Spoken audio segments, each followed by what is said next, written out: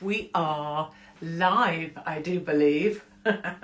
I've started, we're a little bit early because our actual new time for Katie's Arms is going to be 7:30 on Wednesday.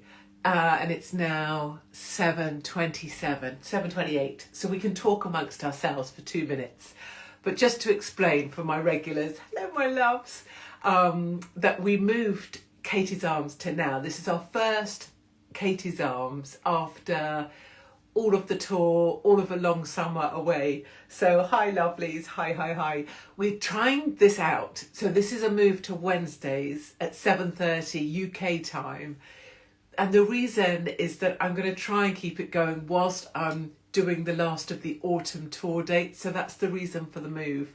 But let's see what we all think. Some people think Wednesdays isn't a good day for pub night because we're not allowed to drink midweek and because you've got things on. So we'll see how we go. It's great to see you, yes, and it's great to have the pub open again. I so agree with you. I've really missed it. And one of the things people have said repeatedly on the road is that they really miss Katie's Arms because they miss seeing you all. Hello, Florida. Hi. Thanks, everybody, as well. I'll explain about Katie's Arms in just a minute for newcomers. But for all of our old-timers here, our pub regulars, you'll know that other people... Bollocks to that, Katie. Get out the wine. Exactly. It's here. Don't worry. For other people, if you put your comments on, just hello from wherever you are or whatever you want to say, anything you want to say, it's really helpful because I like to say that none of us are here to listen to me. People are here to see you and to realise actually there's bloody loads of us out there who just want everyone to be all right. So how am I doing? I'm really well, like super well. I really took a holiday. I really didn't look at my phone and I really just ran around a bit in the sunshine. So that's what I did. Right, it is nearly 7:30. It's officially time to crack open the Katie's Arms. So if you are new to the pub, this is the Katie's Arms. It's your pub online. It's supposed to be like a pub. We've been going for, I want to say maybe 4 years maybe. We started during lockdown so that people had a pub to go to. And the idea is that you laugh at me. I drink at the pub. I say what I think. And everybody else is supposed to say and think what they think as well. I don't want you here because I want to be liked. I don't want you here to agree with me. You're supposed to think what you think. You're supposed to be what the hell you want to be. And everyone can do their own thing. The only thing I would say is if you're here because you feel the need to be unkind to someone else, or if you're here because you just want to call me names, just to make it clear, you can do that. You can call me names because I put myself out there, so I have to suck it up. But also, if you wouldn't mind just fucking off. Do you see what I mean? Like, you're welcome to the pub. Everybody's welcome. People who love me, people who hate me, people who are wild Green Party maniacs. Greta Thunberg, even, with her fucking terrible haircut, is welcome here. But do remember that my view, if you can't just be nice to people who are here, is please do fuck off. I don't need you. I don't want you. I didn't ask you to be here. I'm not asking for money from you. So just fuck off. That's kind of my view on life as well. So that's the pub. And cheers to everybody. Lovely Mark is working on the new Katie's Arms wine glass, which this is, and I very much like it. So he is working on that. Do remember that the pub's about having a laugh. Nothing I'm saying is supposed to be too serious unless I'm being serious. But if you don't like it, perfect. If you disagree, perfect. If you take it really personally, something I'm about to say, perfect. You know, maybe go do something else. Just go watch some shit telly, watch the BBC, do something else. Talk to a friend who makes you feel better about yourself. Whatever you need to do to cope, you do that. But just so we're all clear, I don't give offence. You choose to take it and you need to make better choices. Nor will I ever be apologising for anything I've ever said, not for 20 years. So if you feel the need to report this, report it to the police, even as many of you have done, that's also fine, but you won't be getting an apology from me. And I should say on that note, to the police that are watching this, as I know some of you are, I will hold the line on this. This is a comedy pub night for brilliant people who just want to feel a bit better. And if you need to arrest me for it, bring it on, because I'm not backing down and I'm not moving away from any of my positions, and you're the gimps, not me. Okay, good. Good. Now we've got that cleared up. Amen. Exactly. Disagree. It's what we were supposed to do. Feel cross. Oh shit. Feel cross about something I said. Great. You know, feel a bit, oh, the silly cow. What a twat. Do that. Where should we start? Love it. When anyone asks me who my celebrity crush is, I say Katie Hopkins. And there were some other bits about a tissue and a sock, which we don't want to think about. If you're spanking one out over me, I pity you. I tell you, there's a lot going on. You may think this is all that. It's not all that. You wouldn't want to see what there is. We've discussed this on stage. So let's catch up to where we are. I have things I need to explain. Oh yes, the one last thing I wanted to say, sorry, and then I will get into the meat of it. We're going to talk about the ginger growler as well in a minute, and the situation in the UK and many other things. But one thing I just wanted to say, if you're a newbie tonight to the Katie's Arms comedy pub online, is that I drink during my pub night. But please don't confuse this gobby thing, saying stuff you don't hear anywhere else, with someone who's had too many drinks. So people sometimes say when they're criticising, which is fine, or they're trying to explain me away, they say, oh, well, she's had a few too many wines, that one. She's had a few too many wines, she's just a pisshead. I may drink, but please don't try and explain away what I'm like by saying I've had too many drinks. I haven't. This is exactly how I am, perfectly sober. I mean what I say. I'm not drunk. That's just your way of trying to handle a bold woman who isn't going to be stopped saying what she thinks and doesn't care. Because I have no paymaster, I have no sponsorships, I'm never ever going to try and sell you anything or anyone. I don't have an agent. So I'll say what I want. You see what I mean? Don't imagine that's the drink. Okay, that's it. Angela Rayner. I love it. I love it. I love. So, preface for Americans. Our Deputy Prime Minister, who is also the Housing Minister, has been avoiding tax to the tune of about £50,000. Not only that, she just left her main home to her son. We could talk about her son, but I don't really believe in slagging off other people's children, unless they're Angela Rayner's children, in which case I can tell you her son, I wouldn't leave my dogs unsupervised with Angela Rayner's son, but as I say, we don't slag off other people's children. He's a cunt. So, Angela Rayner, she got her big home that somehow she's worth 4 million quid, by the way. This daft bint, who's a massive chumbawamba. I mean, if you were to see Angela Rayner and her ginger growler naked, all of that, there'd just be a lot of pale flesh, and then this massive ginger growler. I mean, God, I don't even know how she got a son. All I can say is it must have been very fucking dark, and maybe she got stuck in a doorway, and maybe some blind bloke just felt around, and I don't know. Let's not speculate. Anyway, she's left her main home to the son already, right? So she's gifted it as part of an inheritance trust thing. So basically that's tax avoidance.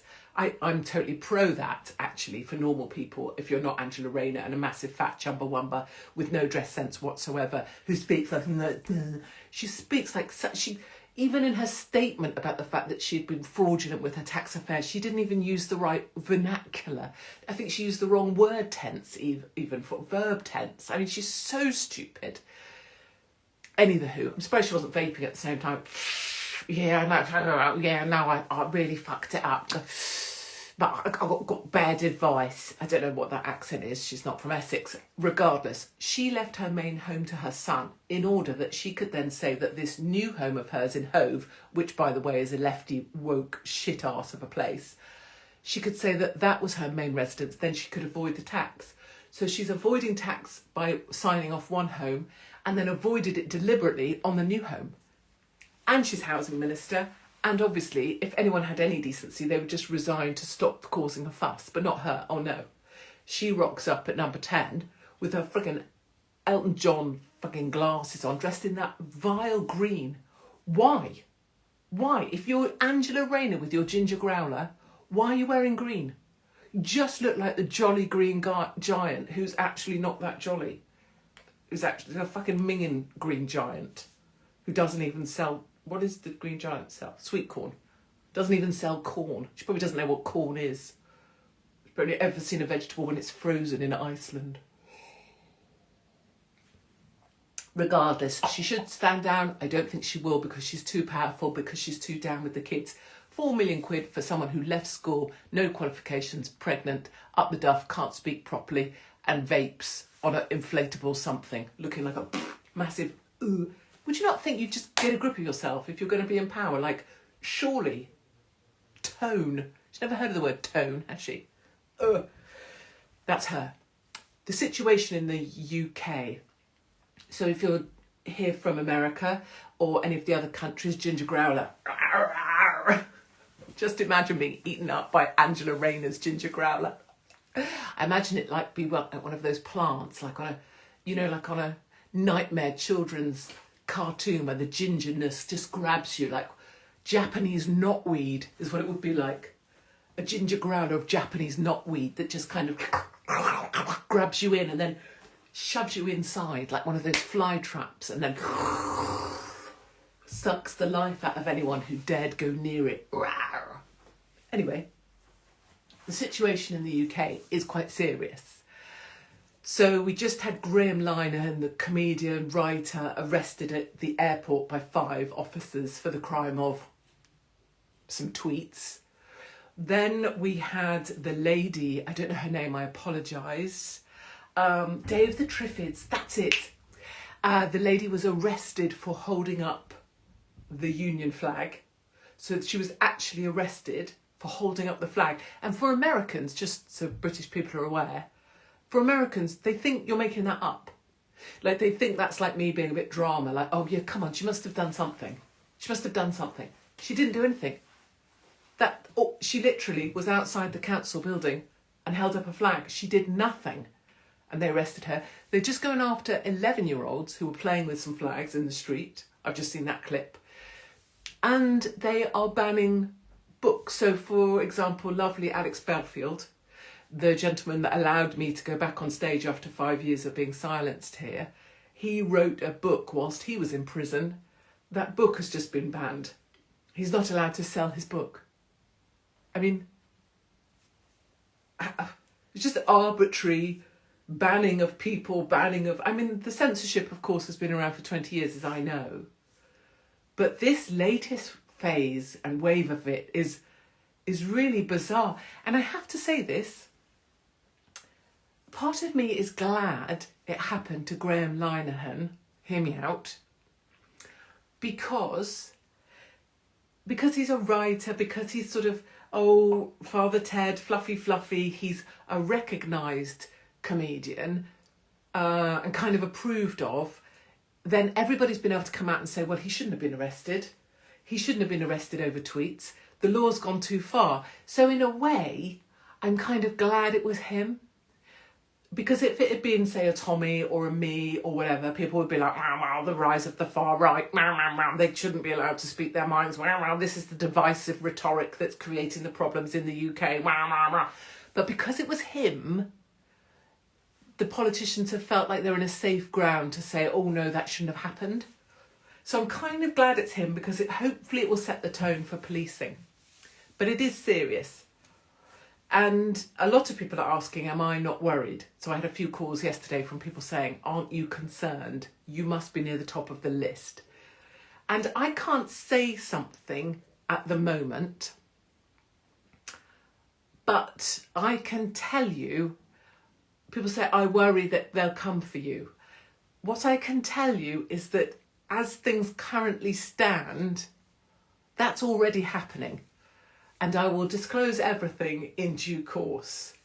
But what I'll say to you is that what happened to Graham Linehan is not new news to me.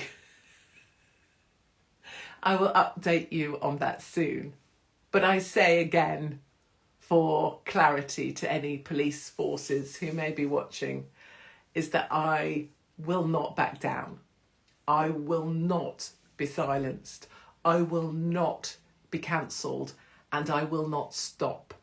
And I do not care if my social media is taken from me in the way that Graham Linehan's just been taken from him, because I will continue to take to the streets. And if I can't get into theatres, I will stand on sidewalks. So please do know, whatever is going on in my life that I can't talk about at the moment, I will not be stopped, no matter what it takes. Okay, we'll park that. Right, back to school. It's back to school time. Are any of you doing back to school? Oh my God. I heard it on the radio today. Back to school, back to school. So funny things, massive bitch fest incoming. If you're of a sensitive disposition, maybe take a seat. And if you're just so made up by the fact that your little one is going to school now, maybe go and do something else, because fuck me. So I listened to them saying, oh, it's back to school day. CBeebies, we can help with your little one's back to school day. Any concerns you may have? And then parents ringing going, we've just tried on the uniform and we've practiced opening the lunchbox. And I'm like that. Oh. I am so glad I don't have to do the school run anymore. Anybody here who doesn't do the school run anymore? Anyone? I love it. So one, when you're thinking about having a baby, or even you're not thinking about it, in my case, you just turn out to be pregnant and then absolutely shit yourself. No one ever tells you, oh, by the way, you've got 16 years of the school run. Mm-hmm. Yeah, that's every day. Yeah, that's 8 a.m. You have to be leaving, or at least 7 o'clock. And you have to go again at about 3 o'clock, which is actually a really inconvenient time to do anything in the middle of the day and will stop you having your own life or even a career. So no one tells you about, like, people say, oh, isn't that nice you're expecting, isn't it? No. 16 years of fucking school runs. No, thank you. As for this whole, we tried on the uniform and we tried opening. Did your parents do that for you? I mean, love my mum and dad, but I got told if you lose any of this uniform, don't bother coming home.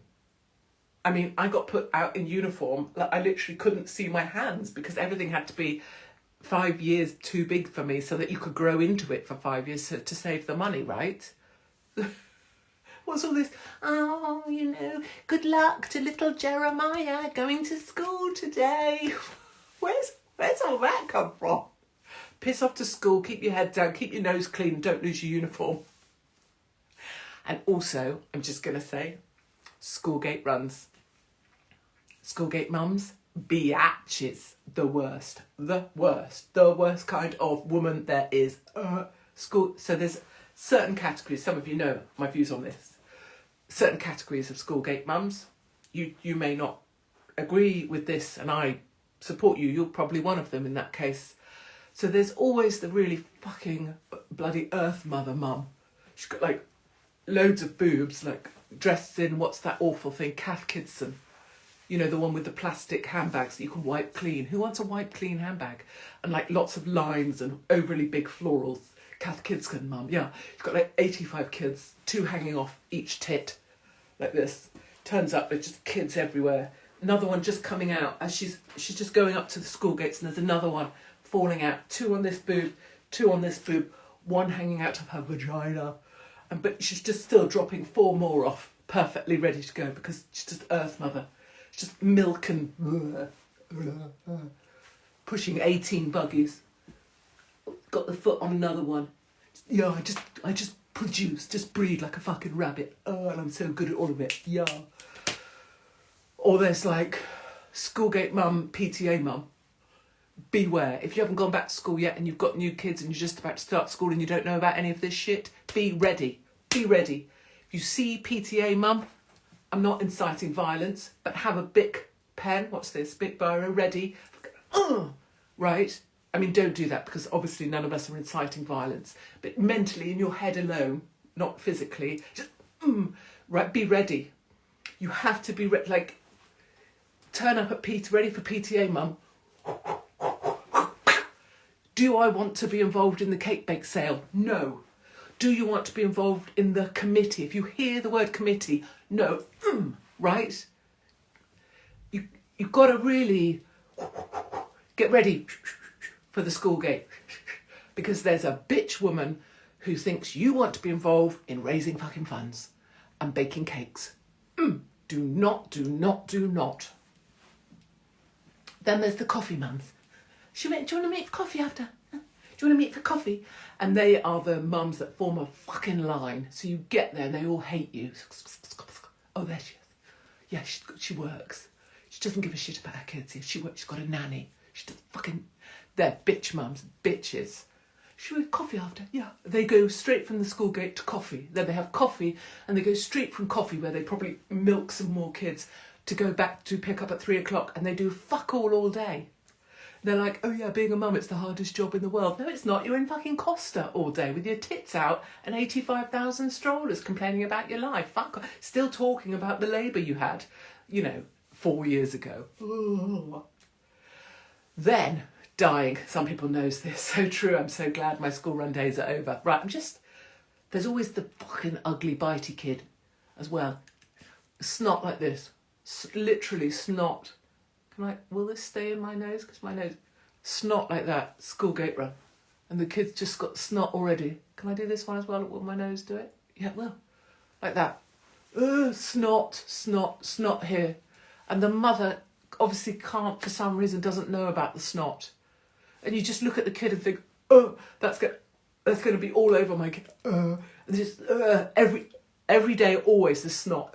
Just dangling from the kid. Crusty bits here. Crusty bits here. You just want to get it with a tissue and just wipe its whole head. Fuck.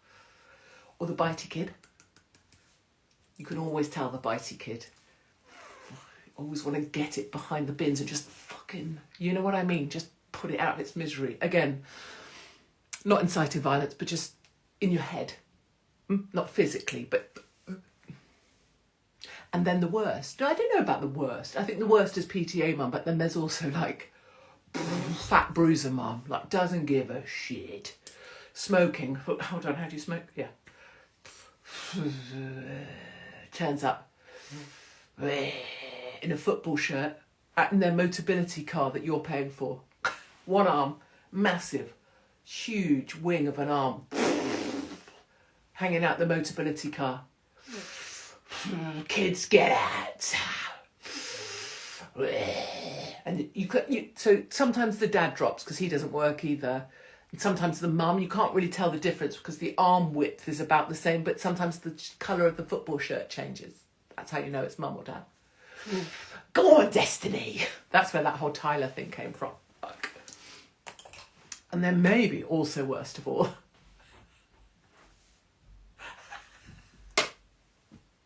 is dad mum. Oh God. This is the dad or the husband of the kind of power wife that has a great job in the public sector. Yeah, no, Jane. Yeah, Jane, she's really high up in the council. Yeah. So I'm the dad. Yeah, so I'm like the dad, but stay-at-home dad, because Jane's job is better paid. So I decided I'd take on the parenting. He's always called fucking Tony. Or Benji. Yeah, no, Jane. Yeah, Jane's the worker and I'm the mum, dad. Him. Tiny little chipolata for a cock. Tiny. In the playground. Hoping to be adopted by some of the big Chumbawamba mums. Yeah, oh, Jane, no, she's doing great. She's such a trooper.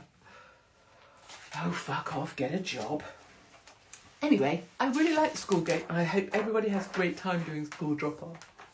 Big shout out to all the mums making fruit kebabs. Yeah, I really like those mums. Yeah, perfect tits. Yeah, because they have to have a fruit snack. And those perfect mums always have fruit just at the ready. Because their fridge is always full of fruit. Yeah, fruit snacks. My kid's got mouldy currants.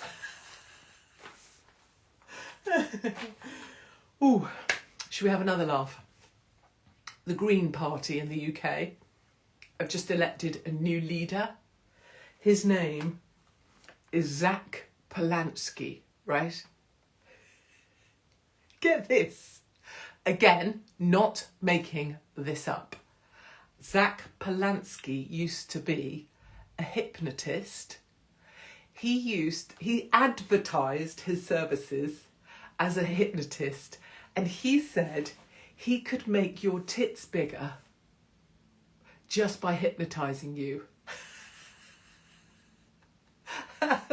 Someone is saying, you've got kids, ew. Yeah, I've got 3 of them and they're fantastic.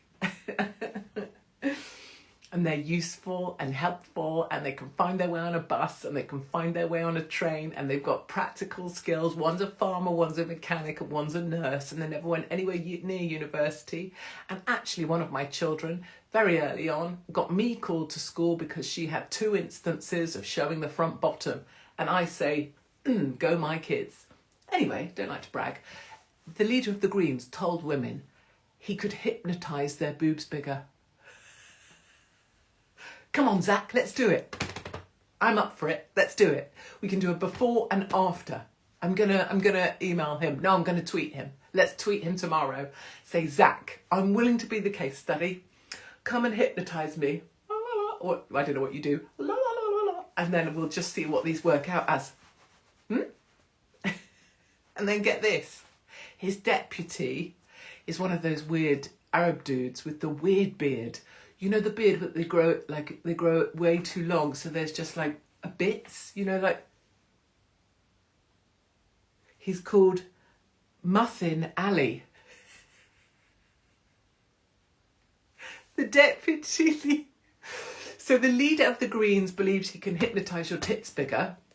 The deputy leader is called Muffin Ali. What you doing, Ali? Oh, Muffin. Muffin, I'm just hanging out, growing my beard. So he's called Muffin, M-O-T-H-I-N, Muffin. Mother fluffing? Muffin. I don't know. Muffin Top Ali. I don't know. Either way, last time he was seen, he was doing the whole, you know, free Palestine stuff. So that's a hypnotist that can make your tits bigger, and a guy called Muffin Ali who's actually there for Palestine. I mean, great. It looks like a brilliant party. Now, what are we doing for time? 5 minutes to... I had to say some things for lovely Mark. So some of you will know the landlord of the pub is lovely Mark, my husband. If you've come to any of my gigs, you probably have met lovely Mark, and you'll understand the weird dynamic in our relationship, which is that he is really kind and sweet and organised and sensible and polite and well-mannered and quiet. He wears soft shoes, he has an earring, he has a skull for a wedding ring. He comes from creative. Don't ask me. But anyway, lovely Mark had some things that he told me to tell you, and I've forgotten what they are. Ah, yes. The big finale. So we're about to go into the big autumn shows. There's just a few of them, and they're going to be brilliant. Skeg Vegas on the 12th. I'm in London this week in Covent Garden. Katie Hopkins live from the heart of the West End. I know, check me. And then we've got a massive final gig in Cardiff on the 14th of November. And I'm hoping we'll have a very special guest there, but I don't know if that's going to be possible or not. But either way, if you can get to Cardiff, that's going to go off. And I think we're going to do it in a boxing ring in the round. So you guys will all be sat around and I'll be in the ring. I don't know, can I get some... Maybe if I can get the leader of the Green Party to hypnotise my tits bigger, I could be one of those women that hold up the thing. Anyway, what else did lovely Mark tell me to tell you? He told me to tell you, oh yes, because there's certain, I mean, none of us could possibly talk about what's, this is my actual one. Look how nicely ironed it is. Yes, military through and through. Because there might, I don't know, there might be some rallies coming up, or maybe some people are gathering somewhere. You know, maybe a few million people in the capital city. But anyway, if you were short of something to wear, this is mine. Lovely Mark says, because he's trying to do, we're doing these at cost. Is that what he told me? Yes, at cost. But because we leave for London for the shows, we're into our last, I think, 24 hours of these at cost, in case you're needing something red and white to wear, just in case you were going to any kind of rally. I mean, sometime in September, for example. So if you want to, Mark has these, he doesn't have many left, but they are great, and they say Batshit Bonkers Britain. They have all of our tour dates from this year on the back, and they're actually really nice, because lovely Mark only deals with nice things, like me, obs. But they're not shit. Anyway, they're all in all sorts of sizes: small, medium, large, extra large, extra, extra large. I want to say even extra, extra, extra large. So it doesn't matter how much of a Chumbawamba you are. Doesn't matter if you're a fat Brenda. They can fit. Lovely Mark says cost price for 24 hours. Does that make sense? Yes, because we're here and we can post them out in time for you, were you to be showing up at a rally sometime soon. It's exciting, it's exciting. This is the time to be alive. So, last 2 minutes. This is the time to be alive. This is an age of absolute madness. But as you all know, with any boil or any time of mass horror or difficult time, there has to be a culmination, right? There has to be a culmination before you can lance the boil. The boil has to be ready to be lanced. As with the plague, right after the Great Plague, there was the Great Fire that cured the plague.